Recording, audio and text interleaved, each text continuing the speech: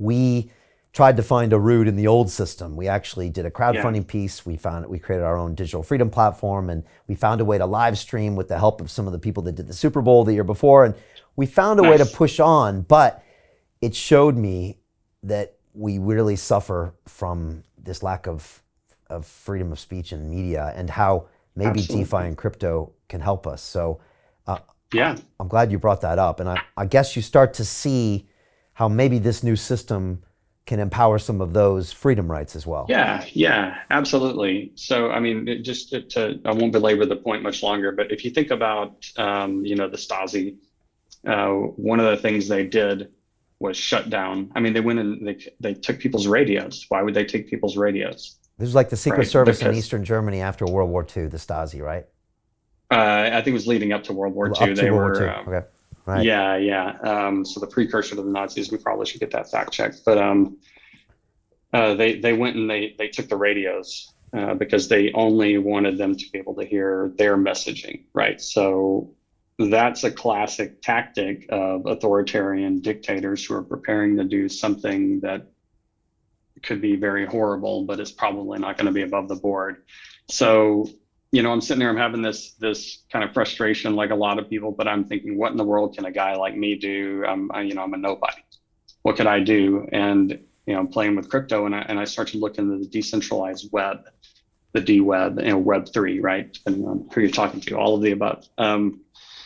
And way back in the day, when I was in the Marine Corps, 20 plus years ago, I did some IT work, and I was familiar with networks. And so I kind of had this, familiarity with things like Metcalfe's Law. But I hadn't really tapped into that in a long time because I got into entrepreneurship and business and learned to do that instead. But when I combined those two things and I saw what the D-Web was going to do, that it was going to take control out of the hands of Silicon Valley elites, and it was going to return it to the nobodies, right? So that, I mean, think about it. You had 65,000 people watching your stream. You have a huge following, a big influencer, and they were ready to cancel you, and they don't care, right? What about everybody else? What if you've only got 100 followers? What if it's just your family and friends and they silence you? It's a problem, and it can lead to really dark places, but cryptocurrency can actually solve that. And it's technically not cryptocurrency. I use the word crypto because that's what people know. I want to introduce people to this world because it's important.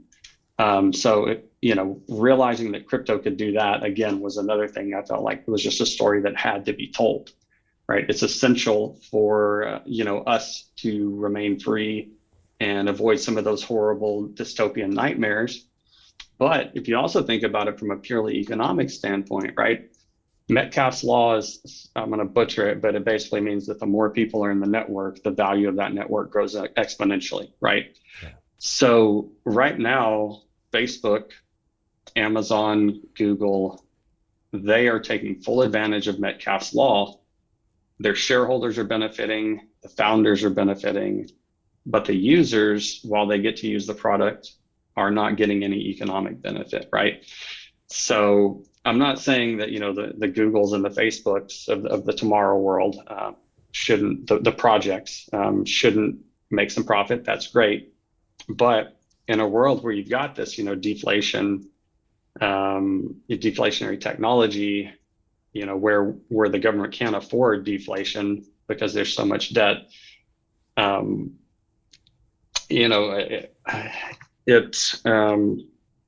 lost my train of thought. Yeah, no, I think you were just talking about this shift from Web 2.0 to 3.0, and it's something we talk about a lot. So it pushes back to the people, right? I mean, data is like $20 trillion set of assets out there, and it all goes into the hands of a few. Not only do they get the economic benefit, but they also get the control. So crypto offers to hand that back to people, but almost nobody knows.